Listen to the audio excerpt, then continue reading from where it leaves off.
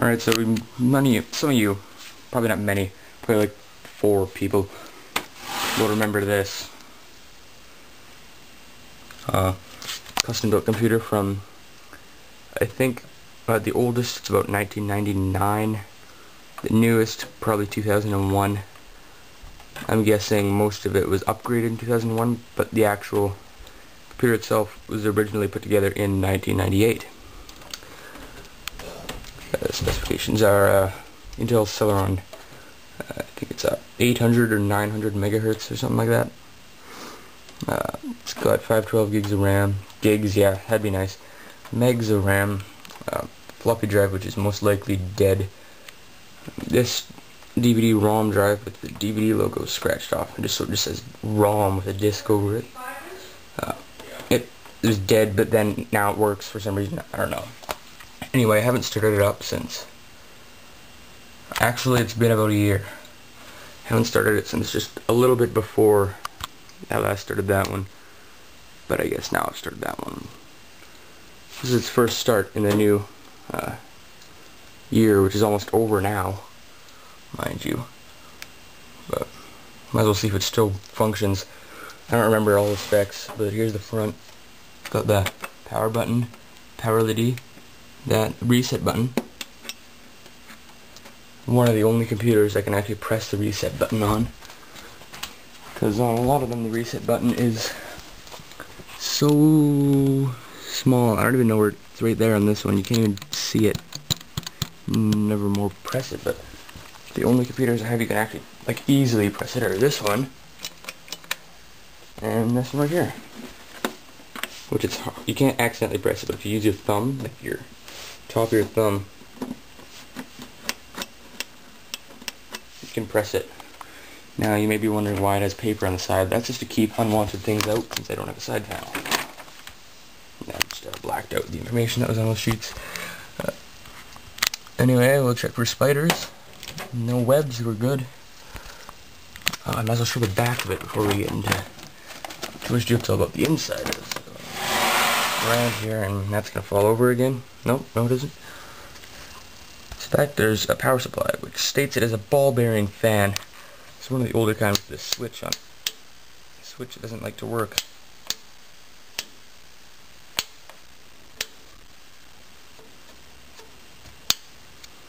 Yeah, this power supply works perfectly, even though I had an identical one with blown caps.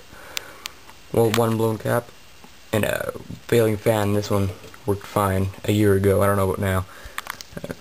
PS2 mouse and keyboard ports, 2 USB ports, Ethernet, serial, parallel, VGA. As we go down, there's a 15-pin joystick port. Line out, line in, and microphone in. You can see this was designed between the transition of AT and ATX because it has these here, and it also has mounting holes for an AT motherboard, not just an ATX. So you'd mount your AT motherboard, the AT keyboard port would be right here. There's a custom plate that probably came with it. And then you could mount your ports on here. 25-pin serial port, joystick port, 2 9-pin serial ports, and if you had a 25-pin, there'd be one on the thing. I didn't know that because I had one of these cases before, like way back when, but that's long gone. Anyway, what was I saying? Herpity derp.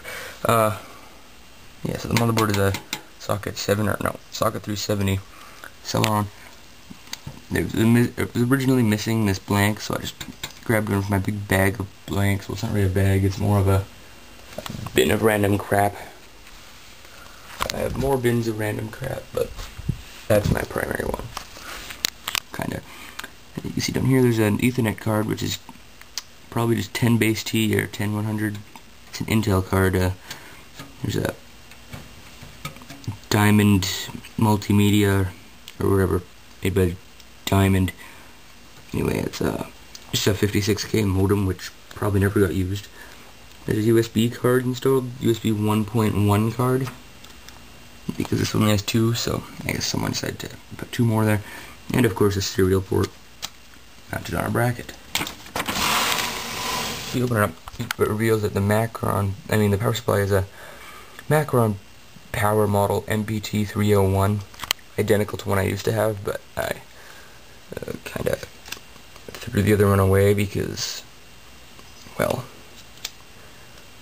for one, I had a balloon capacitor and I also had a failing fan. Just couldn't be trusted anymore, but this one's fine because I had it opened to blow it out when it was full of dirt.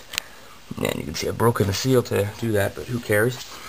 The power supply was manufactured in 2002, so it was obviously a replacement. Originally, it probably would have had something a little crappier, because that's usually what comes to these cases, and it probably failed around that time, so it was replaced with this one. Okay, so yeah. Anyway, continuing along. Here's the DVD-ROM drive. 3.5-inch floppy drive right here. Hard drive, which looks to be 20 gigabyte Quantum Fireball, branded as a Mac store. Actually, let's keep that flashlight. You can see there's a PC speaker right there, place to put a fan where there isn't one installed. Just down here. There is the CD-ROM audio cable, which is probably left over from the original CD-ROM or burner that was in here originally, because this is obviously an upgrade. There's that Intel desktop Ethernet adapter. Here's the modem, which is made by Diamond Multimedia. You can see right there, made in Canada. There's that USB card. You can see the USB circuitry is on this board, and then it just plugs into a header on the board. There's some capacitors there. There's an IC hidden back there, which you probably can't see. Down at the bottom, there's the serial port, which is also attached to the board, and that brown slot hiding right there is the AMR, which is an audio modem riser slot. There's the seamless battery. 2 DIMM slots for PC100 SD RAM.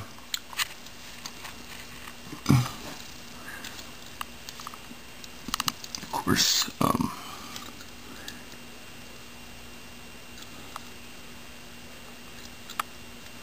there is the chip for the audio there, made by ESDX. And there you can see the BIOS chip with the numbers L8TUSM1, and the motherboard model is TUSI-M. A little beeper on board. Socket 370 with a Celeron under it. The flashy Intel thing. All the caps on this board are just fine. And there's the heatsink for the north bridge. There is no south bridge on this board. That can't be. It must not be an Intel chipset, because all Intel chipsets at this time had a north bridge and a south bridge. This floppy cable has 2 ports on it for 2 3.5-inch drives, but you can't put a 5.25-inch drive on this cable. But you could have dual 3.5-inch drives if you wanted. This RAM, one of them is Kingston Value RAM. Looks like 128 megs of it, and the other one's something else. We'll see when we're in Windows. The only fan is there on the heatsink. So yeah, I'll plug it in and we'll start it up for the first time in 1 year. Alright, so now get powered on. I'll attempt to put that down there.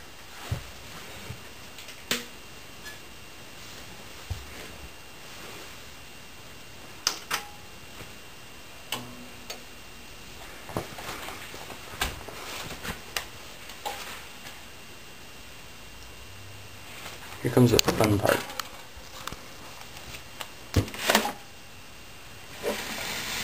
Monitor turned off.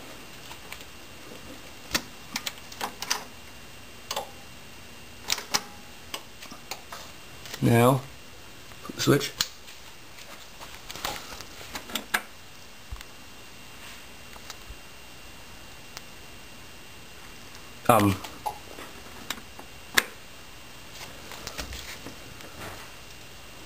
Okay.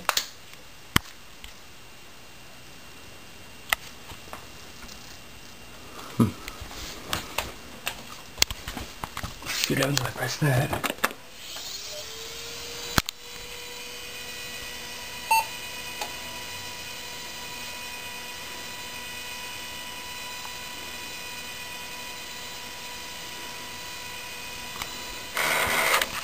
Jesus, that's not good.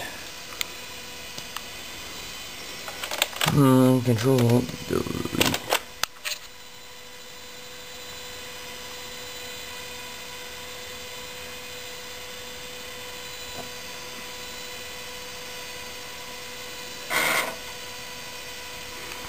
Yeah, floppy drive's busted.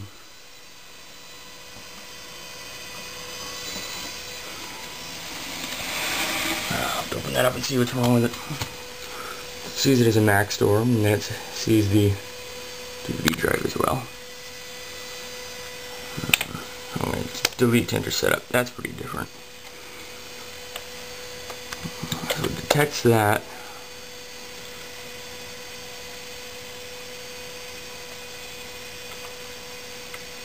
Hmm.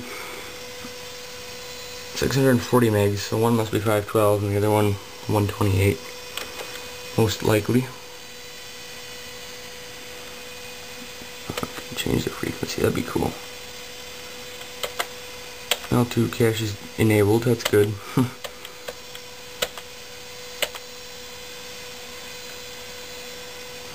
OS2 onboard memory, that's cool. Power and off. Boot. Legacy floppy. I guess we'll just exit here.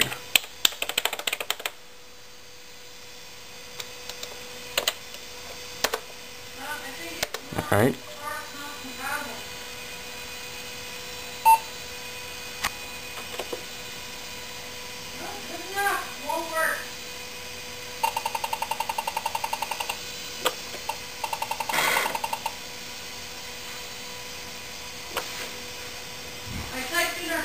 Enter F1 to continue, I mean. Let's see what it does now.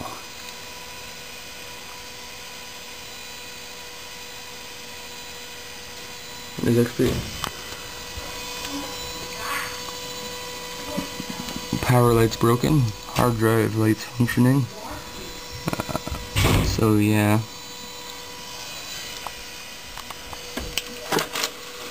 And that works. And this is frozen, I guess. Oh, there it goes.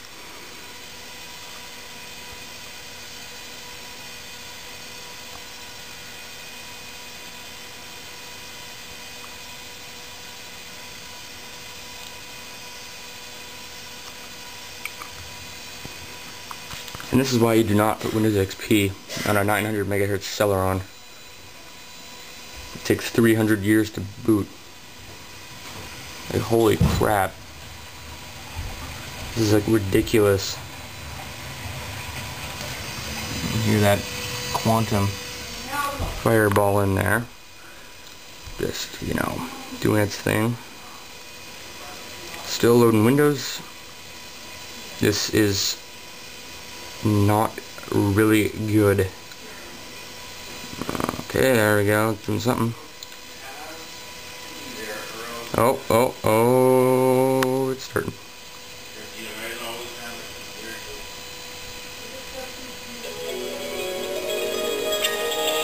And it's on. There we go. She's a runner. Oh, great. I would rather not care. Windows, I don't really give two craps about you. It's a dog. New programs installed. Cyberlink Power DVD. I bet that was installed when that was upgraded. Probably about 5 years ago or more, probably. Yeah, there's a lot of stuff on here. There's no personal information. There never was any. It was probably all stored up in network, so there's nothing I have to worry about. I don't have to format it or anything. It's just a bunch of free software. Yes, it is a SIS chipset, as I can see from there.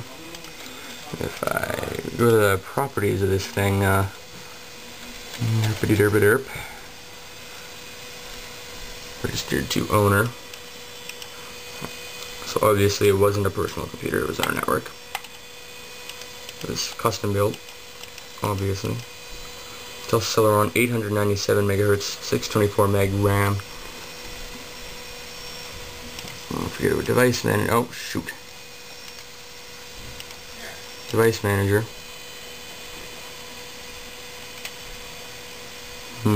Everything's detected. SIS, PCF Fast Ethernet. That's the chipset. Well, not the chipset, but yeah, you know. Intel Celeron processor, as I expected. Display adapter, SIS. Yeah, it's an SIS chipset. There's no doubt about it. And the video adapter size is. That was not what I wanted to do. The video adapter is 16 meg. That's pretty crappy. Now let's shut it off.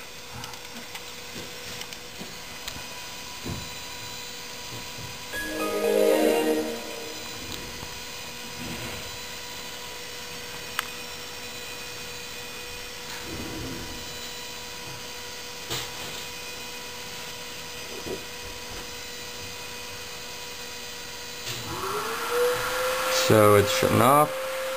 Still shutting off. Camera's gonna run out of memory card. Fantastic.